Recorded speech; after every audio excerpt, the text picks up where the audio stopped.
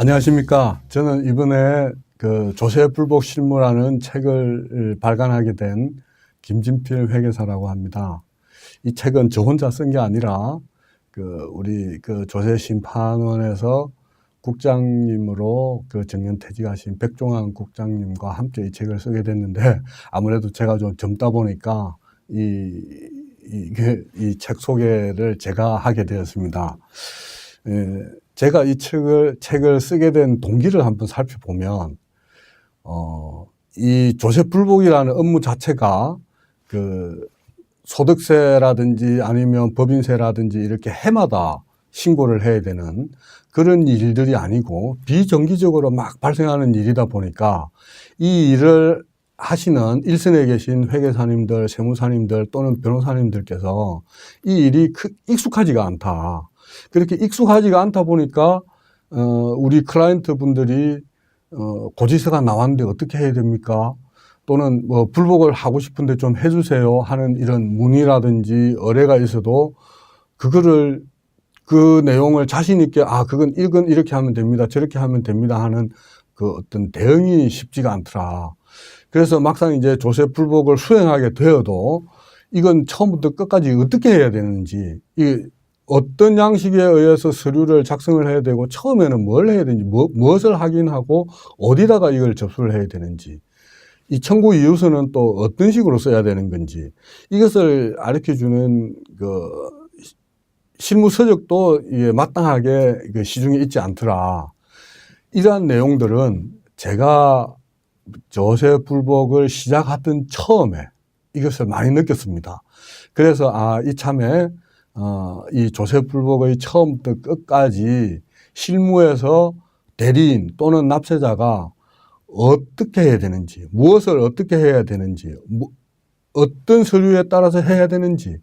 이러한 실무적인 지침을 제공해 주는 책을 하나 써봐야겠다. 이렇게 해서 이 책을 쓰게 되었습니다. 이 책은 전부 국의 9개 장으로 구성이 되어 있는데, 그 중에 첫 번째 장은 조세불복 제도에 대해서 개요 부분을 담았습니다. 구체적인 절차라든지 뭐 이런 내용을 하는 것이 아니라 불복 청구 대상은 무엇인지,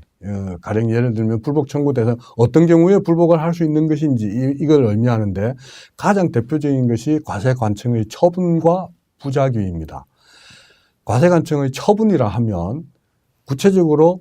나는 이러저러한 세금을 당신에게 과세할 예정입니다 라는 통지서가 오든지, 아니면 이러저러한 세금을 언제까지 내십시오 하는 고지서가 오든지, 이것은 과세관청의 처분입니다. 그러면 이 과세관청의 처분에 대해서 이것이 위법한지 또는 부당한지를 다투어서 궁극적으로 이 처분을 취소하는 제도, 취소하는 절차, 이것이 조세불복이라는 것이고, 다음으로는 과세관청의 부작위. 과세관청의 부작위라고 하면 다들 잘 아시겠지만, 부작위라고 하는 것은 행정관청이 무언가를 해야 하는데도 불구하고 안 하고 있는 것. 뭐 가령 우리 여기 조세불복에서 예를 들자면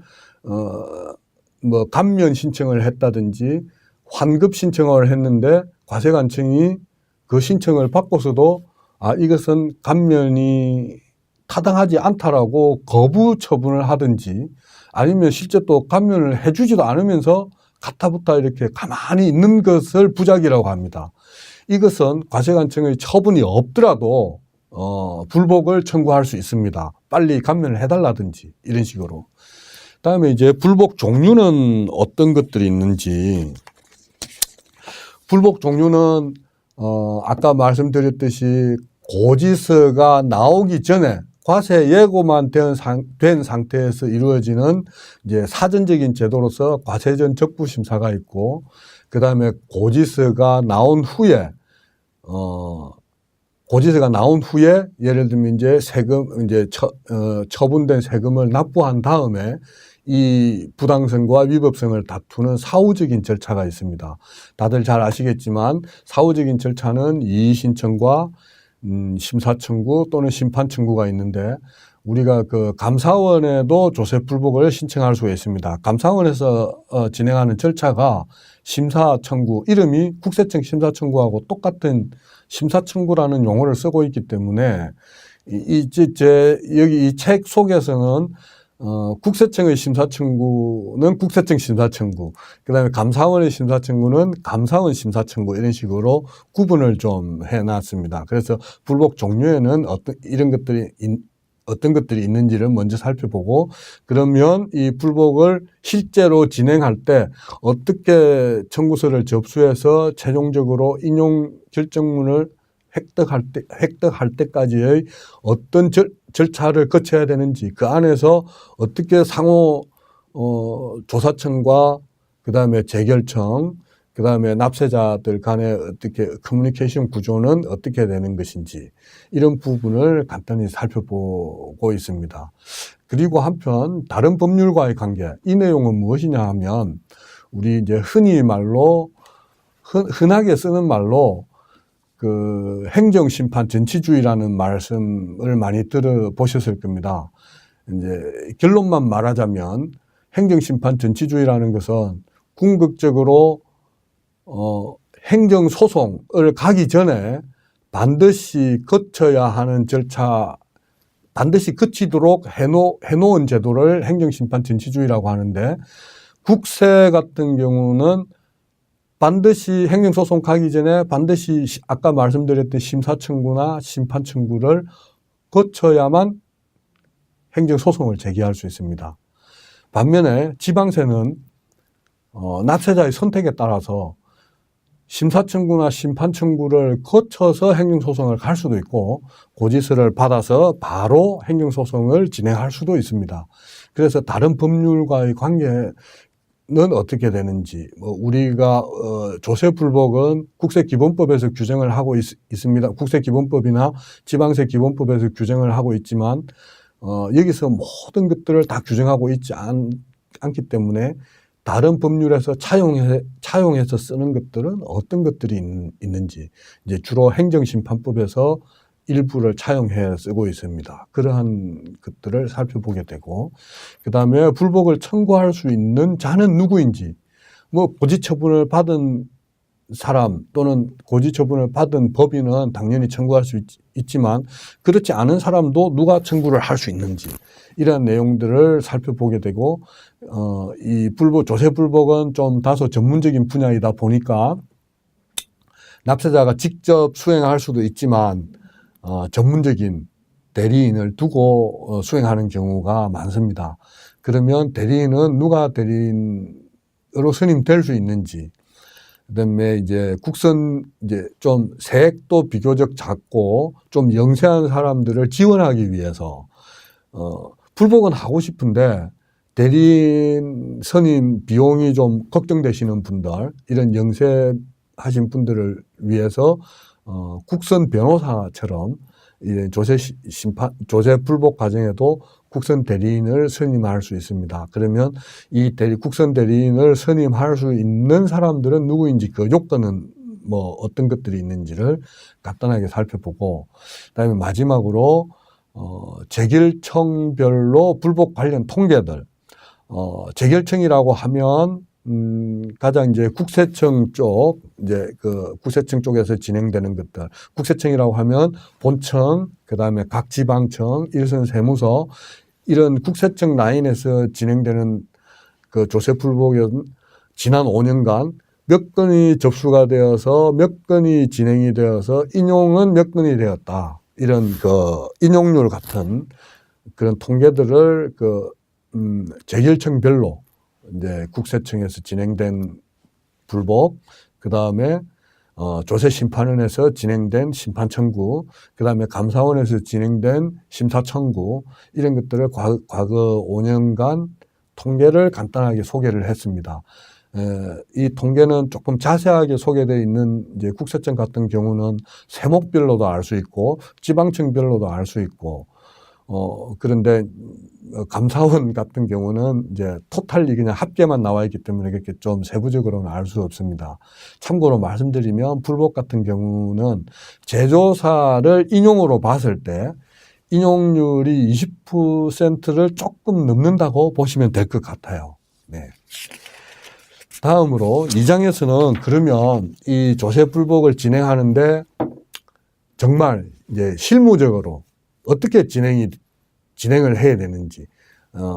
처음부터 끝까지 어떤 절차들을 밟아야 되는지를 소개하고 있습니다. 간단하게 청구 기간은 처음 이제 살펴볼 것은 청구 기간은 이제 조세불복을 제기할 수 있는 기간. 조세불복을 제기할 수 있는 기간은 조금씩 다릅니다만은 납세자가 고지서를 받은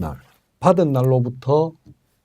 90일까지인데 이 청구 기간을 실무적으로 어떻게 계산을 해야 되는지, 청구 기간을 계산해야 하는 가장 중요한 이유는 청구 기간은 하루라도 기한을 넘기게 되면,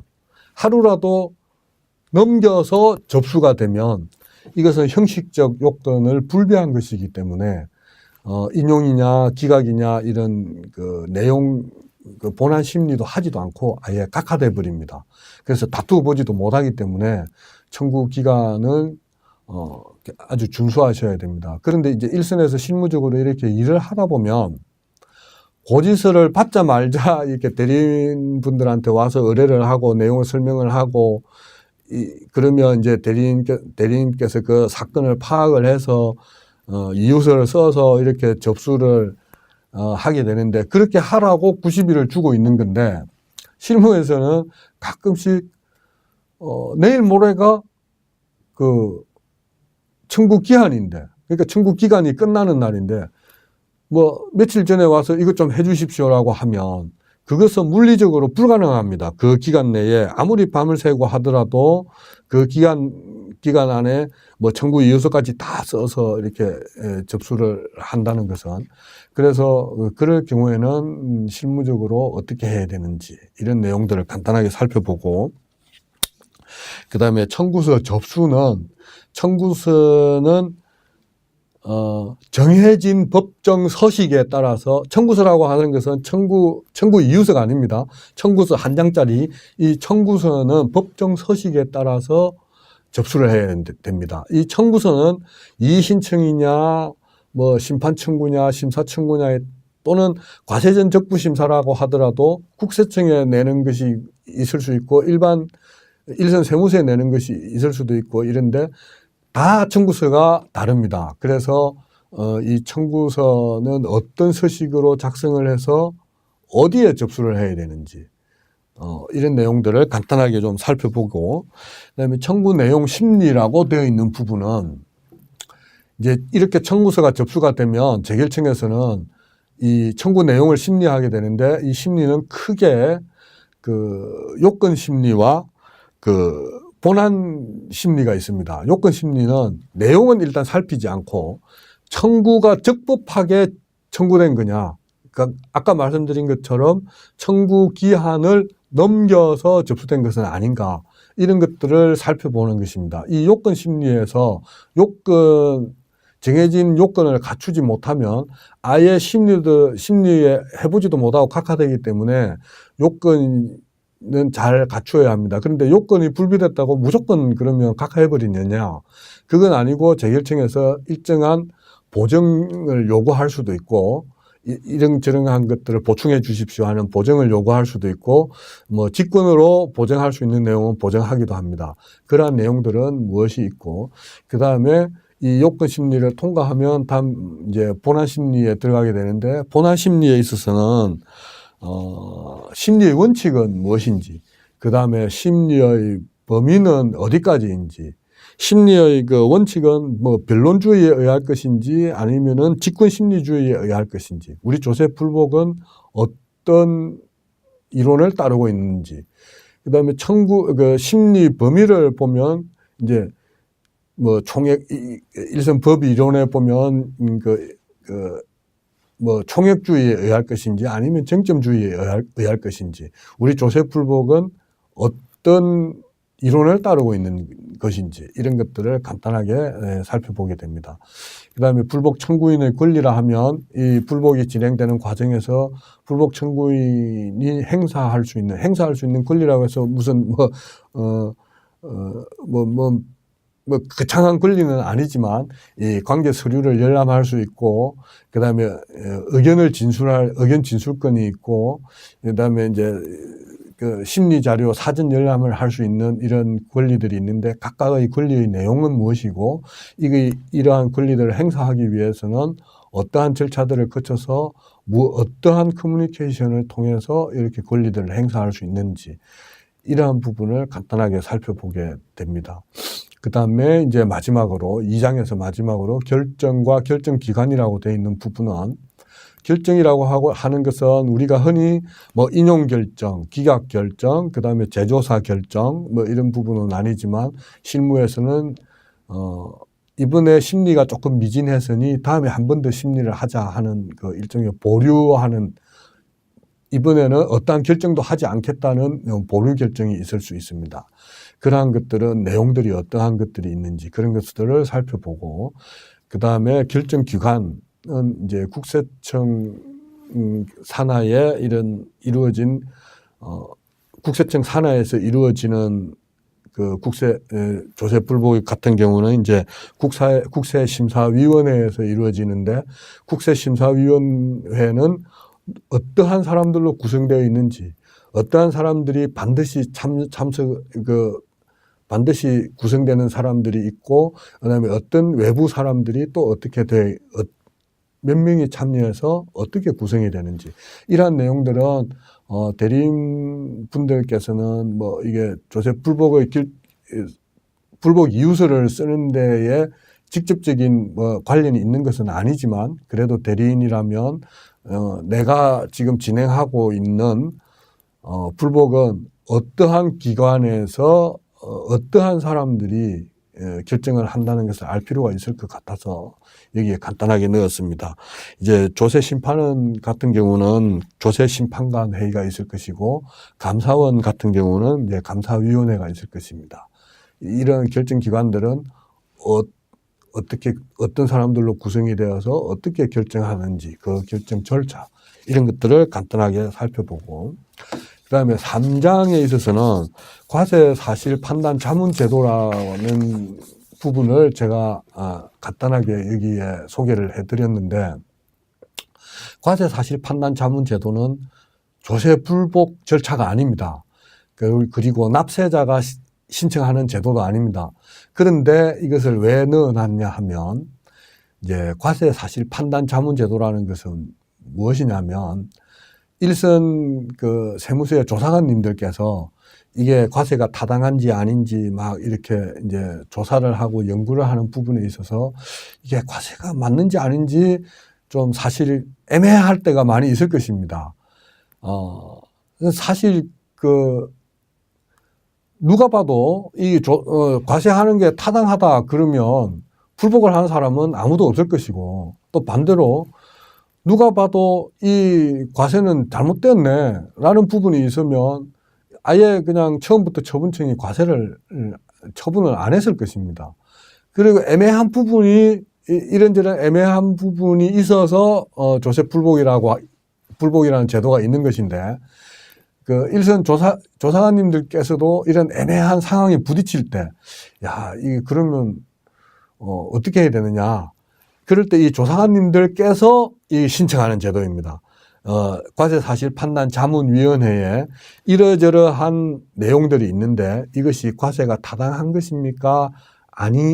과세를 안 하는 것이 옳은 것입니까? 하고 자문을 구하는 제도입니다. 그런데 제가 이것을 왜 넣어놨냐면, 이렇게 자문을 구하게 되면 이 자문위원회에서 이게 과세가 타당하지 않은지를 자문을 하게 되는데, 그 과정에서 필요하다면 납세자에게 의견을 청취할 수 있습니다. 이 자문위원회에 출석을 해서 납세자가 의견을 진술할 수 있습니다. 납세자가 의견을 진술한다고 해서 반드시 진술을 할 수 있게 하는 것은 아니지만, 그렇게 진술 신청을 할 수 있는 과정도 있기 때문에, 막상 과세 예고가 된다든지 아니면 고지서가 나온다든지 이 절차 이전에 여기 자문위원회에서 참석을 해서 내가 과세하는 것이 타당하지 않다라는 것을 적극적으로 소명할 필요가 있어서 여기에 이 제도를 간단하게 제가 소개를 했습니다. 그리고 자문 신청은 누가 하고 이제 어떤 절차를 거쳐서 자문 결과가 나오게 되는지도 여기 소개해 두었고, 그리고 이제 말 그대로 자문위원회이기 때문에 여기 판단 자문위원회에서 이 과세가 옳다 혹은 과세가 아닌 것 같다라고 하는 의견은 구속성은 없습니다. 뭐 극단적으로 얘기하면 과세 사실 판단 자문위원회에서 과세하는 것이 부당한 것 같다라는 자문 결론을 내렸음에도 불구하고 일선 처분청에서는 과세를 할 수 있습니다. 뭐 그렇지만 이러한 제도가 있고 이러한 제도를 통해서 어떤 처분이나 어떤 행정 행위가 이루어지기 전에 적극적으로 참여해서 처음부터 과세가 되는 것을 예방할 필요도 있기 때문에 제가 간단하게 이 책에서 소개를 해드렸습니다. 그 다음에 이제 사장은 이 책의 가장 핵심적인 부분이라고 할 수도 있는 부분인데, 청구서는 정해진 서식에 의해서 썼지만 청구 이유서는 무엇이냐면 내가 이 쟁점 사건에 대해서 과세관청의 처분이 부당하다라는 이유를 쭉 써놓은 겁니다. 이 불복이라고 하는 것은 나중에 내가 참석을 해서 위원회라든지 최종 결정을 하게 되는 회의에 참석을 해서 의견도 진술할 수 있지만 어쨌든 서면을 통해서 상대방을 설득시켜야 하는 절차이기 때문에 이 청구 이유서는 굉장히 중요합니다. 그리고 청구 이유서는 안 써보신 분들은 어떤 내용으로 써야 될지, 어떤 순서에 의해서 써야 될지, 뭘 써야 하는 것인지 이런 것들조차도 막연할 수 있기 때문에 청구 이유서는 어떻게 구성이 되어 있고 그 청구 이유서를 구성하는 각각의 부분들, 청구 취지는 어떻게 써야 하고 사실관계는 어떻게 정리해야 하고 청구 주장은 또 어떻게 기재를 하는 것이 옳은 것인지 이런 것들을 제가 간단하게 여기서 소개를 해드렸습니다. 그런데 이 청구 이유서는 청구서와는 달리 법정 서식이 없습니다. 그리고 이렇게 꼭 해야 된다는 것도 없습니다. 자기가 전달하고자 하는 내용을 서면으로 이제 기재를 하면 되는 것인데, 그래도 여태까지 많은 선배분들께서 해보니 이러한 순서와 이러한 기재들로 구성을 하면 나의 의견이 상대방에게 훨씬 더 잘 전달이 되고 설득력 있더라 하는 경험들이 담겨 있는 것이기 때문에 이 부분을 꼭 이대로 따라라 하는 것은 아니지만 청구 이유서를 작성하실 때 많은 도움이 될 것이라고 보입니다. 그리고 이제 이렇게 그러한 기재 요령에 따라서 청구 이유서는 실제로 어떻게 작성이 되었는지 그 작성 사례를 각 세목별로 대표적으로 하나씩 이제 소개해 드렸고, 그다음에 마지막으로는 문서 작성 일반 사항이라는 것이 있는데, 이것은 불복과는 사실 무관한 어떤 우리가 흔히 글을 쓸 때, 말을 할 때가 아니고 글을 쓸 때 저지르기 쉬운 오류들, 어떤 맞춤법이라든지 띄어쓰기라든지 흔히 잘못 쓰고 있는 단어들이라든지 이런 것들은 일반적인 글자의 구성, 청구 이유서 이제 세법의 지식이 필요한 것도 아니고 어떤 불복의 절차에 대한 지식이 필요한 것도 아니지만 청구 이유서를 잘 쓰기 위해서 필요한 쓰기의 일반 사항들. 근데 가령 예를 들어서 청구 이유서를 열심히 써서 제출을 했는데 맞춤법이 틀려 있다든지, 그 다음에 띄어쓰기가 영 틀려 있다든지, 이렇게 흔히 쓰는 말이 아니고 자신들만 아는 이상한 흔히 쓰지 않는 용어들로 쓰여 있다든지 이러한 부분들에 대해서 간단하게 살펴보고 있습니다. 그 다음에 이제 이 책의 5장에서는 조세 불복의 입증 책임이라고 하고 있는데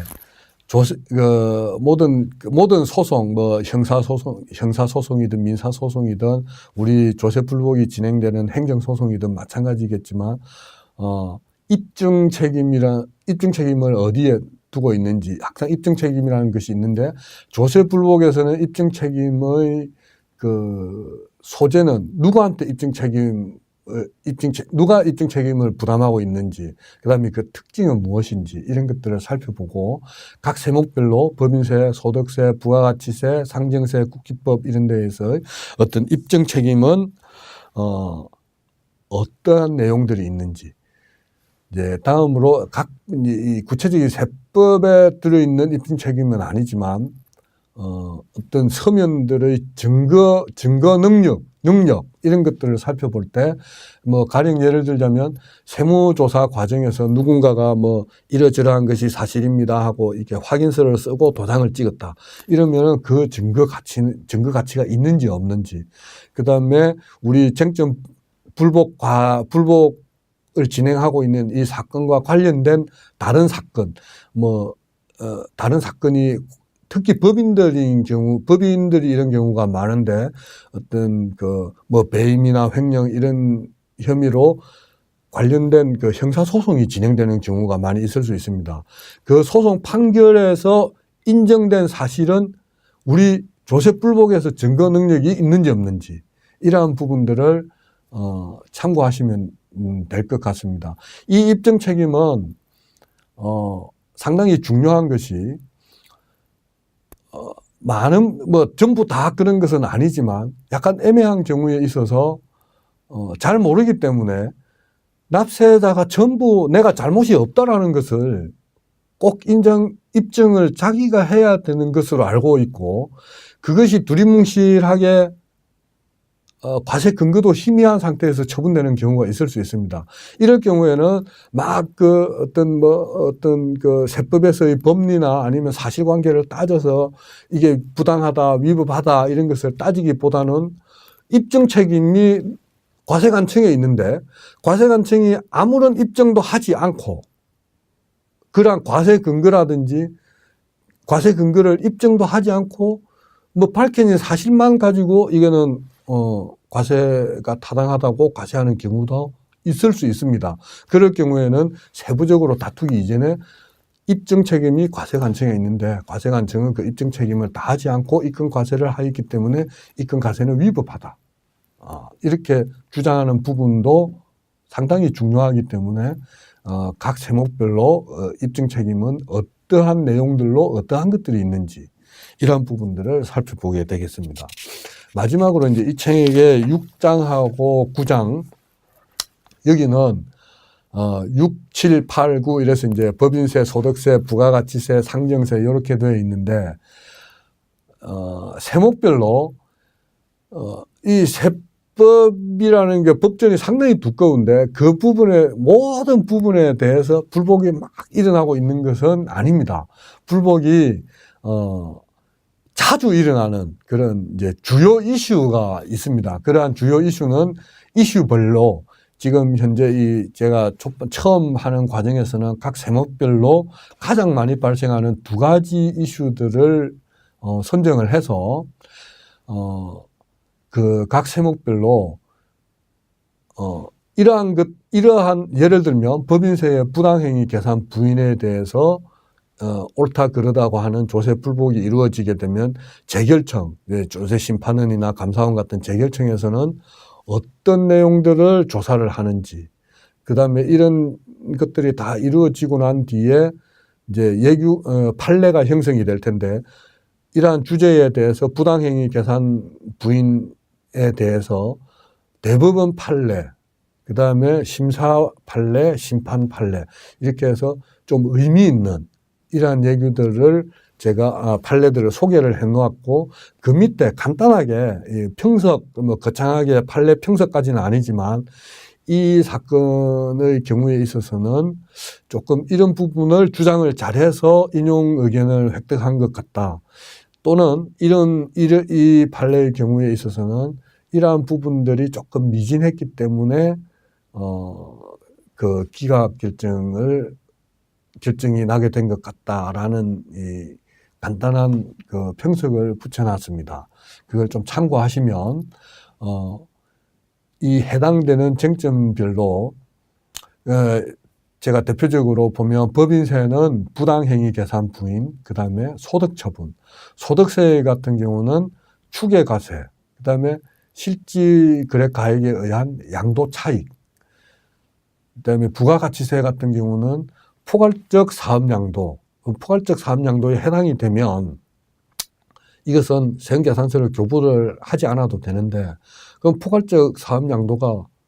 과연 어떤 것이 포괄적 사업양도인지 이 부분에 대해서 상당히 실무적으로 애매하기 때문에 잠깐만 말씀을 드리자면 포괄적 사업양도는 물적 어떠한 특정한 구분될 수 있는 사업 부문의 물적 인적 설비를 토탈리 통틀어서 양도하게 될 때는 뭐 그 안에 기계도 있을 것이고 공장도 있을 것이고 토지도 있을 것이고 뭐 여러 가지가 있을 수 있는데 그 개개건별로 세금계산서를 교부하지 않아도 된다라는 내용인데, 그러면 어디까지가 포괄적 사업양도인지, 이게 물론 세법에 규정은 나와 있습니다만은 상당히 애매하기 때문에 이러한 구체적인 내용들은 판례를 통해서 알 수밖에 없어요. 그래서 이 판례들을 소개를 하면서 이런 경우에는 이제 다음부터 이 포괄적 사업양도에 대해서 다루시는 우리 회계사님, 세무사님들께서는 이런 경우에 물적 설비는 다 양도가 되었는데 그 중에 뭐 인적 설비라 하면 종업원들이 뭐 일부는 가고 일부는 뭐 못 가고 이런 경우에도 포괄적 사업양도인지 이런 부분을 판단하는 것은 판례를 통해서 판단을 하는 것이 가장 좋기 때문에 소개를 해드렸습니다. 그다음에 이제 사실과 다른 세금계산서, 항상 문제가 되고 있는 사실과 다른 세금계산서. 그다음에 상정세 같은 경우는 이제 비상장 주식의 평가와 명의신탁 정의여제 이런 것들이 아주 흔하게 불복이 일어나고 있는 내용입니다. 비상장 주식의 평가, 상장 주식의 시세가 있으니까 크게 문제가 없는데 비상장 주식은 어떻게 뭔가 평가하는 원칙은 있어야 될 것입니다. 그래서 상정세법의 비상장 주식의 평가 방법에 대해서 그 규정을 하고 있는데, 그러면 항상 이것이 만능이냐, 상정세를 계산할 때는 이것이 뭐 정말 전과의 보도처럼 만능이냐, 우리가 회계사분들께서 흔히 하는 뭐 DCF라든지 이런 방법으로 평가를 한 비상장 주식은 그러면은 그 금액이 상정세법에 의한 보충적 평가 방식과 다를 때는 뭐 어떻게 해야 되는 건지, 항상 비상장 주식으로 평가를 해서 과세 표준을 삼아야 과세를 하지 않는 것인지, 이러한 내용들을 좀 살펴보게 될 것이고, 명의신탁 정의여제 마찬가지로 아주 숱하게 발생하고 있는 그 상정세법의 이슈입니다. 이러한 것들을 살펴보게 될 것입니다. 이상 이 책의 내용에 대해서 제가 간단하게 소개를 해드렸는데, 이 책의 특징과 어떤 장점 이런 것들은 어떤 것들이 있는가, 이 부분을 이제 간단하게 제가 소개를 드리면, 제가 제일 처음에 말씀드렸던 것처럼 제가 처음에 불복을 시작할 때 너무나 느꼈던 불편함을 이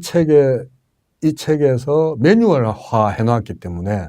조세 불복의 A부터 Z까지 처음부터 끝까지 전부 매뉴얼화 되어 있어서 이 책을 참고를 하다 보면 어떻게 해야 되는 건지, 예를 들어서 뭐 내가 청구를 할 필요가 있는데, 어떤 서식을 작성할 필요가 있는데, 이 서식은 법정 서식도 없고 어떻게 제출을 해야 되는데 그러한 서식은 어떻게 해야 되는 것인지, 이런 부분들도 다 여기 보시면 나와 있으니까 참고하시면 될 것 같고, 따라서 불복을 여태까지 한 번도 안 해보신 분들도 이 책을 따라가면서 쉽게 따라할 수 있도록 설명을 했습니다. 그리고 이 책은 이제 공저인데 저는 항상 대리인의 입장에서 과세관청의 처분이 부당하다고 주장해 왔던 사람인데, 이 책을 같이 쓰신 우리 그 백종환 조세심판원 국장님 같은 경우는 나는 저 같은 경우 저 같은 대리인들은 과세가 부당하다고 주장을 하고, 조사청이나 처분청에서는 과세가 타당하다고 주장을 하니, 이 서로 다른 이 주장을 함께 들어서 객관적으로 판단을 하는 심판관의 시각이 함께 반영되어 있습니다. 그러다 보니 조금 약간 객관적인 시각도 있을 수 있습니다. 이것들이 크게 도움이 될 것 같고, 그다음에 마찬가지로 아까 제가 잠깐 말씀드렸지만 뭐 쟁점 주인이 그다음에 다른 어떤 우리 불복에 필요한 최소한의 일반 법이론, 일반 법이론이라고 하면 뭐 다수설이 있고 소수설이 있고 이런 것들이 있는데, 우리 변호사님들께서는 잘 아시겠지만, 또 회계사나 세무사 이런 분들께서는 이런 것들까지는 배우지 않기 때문에, 근데 불복에서 필요한 부분들이 있습니다. 분명히 이러한 것들은 너무 어렵게 막 해놓으면, 이게 사실 어려운 부분인데 막 어렵게 해놓으면 쉽게 이해가 안 되기 때문에, 이제 같은 회계사, 세무사 이런 입장에서 그래도 알아야 되는 최소한적인 일반 법이론을 가능한 쉽게 설명을 해놨습니다. 이러한 부분들이 있어야 과연 청구할 수 있는 범위가 어디까지인지, 다툴 수 있는 범위는 어디까지인지 이런 것들의 이론적 토대가 되기 때문에 이런 부분들은 조금 알아야 될 필요가 있어서 이 책에서 넣어놨고, 아까 마찬가지 마지막으로 6장부터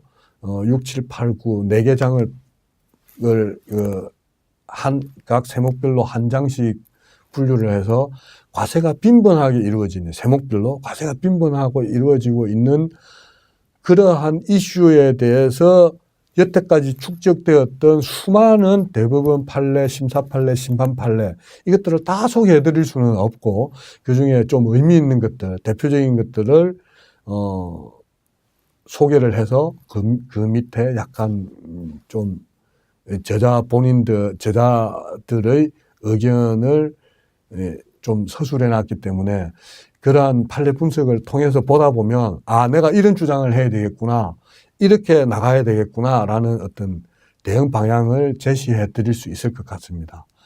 이상 간단하게 이 책의 특장점을 포함해서 이 책을 소개를 해 드렸으니까, 이 책을 통해서 많이 불복들 진행하셔서 아까 평균적으로 20%라고 그랬는데 100%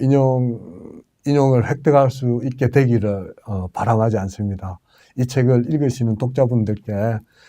이런 행운들이 늘 따르기를 바라면서 이상 이 책의 소개를 마치겠습니다. 감사합니다.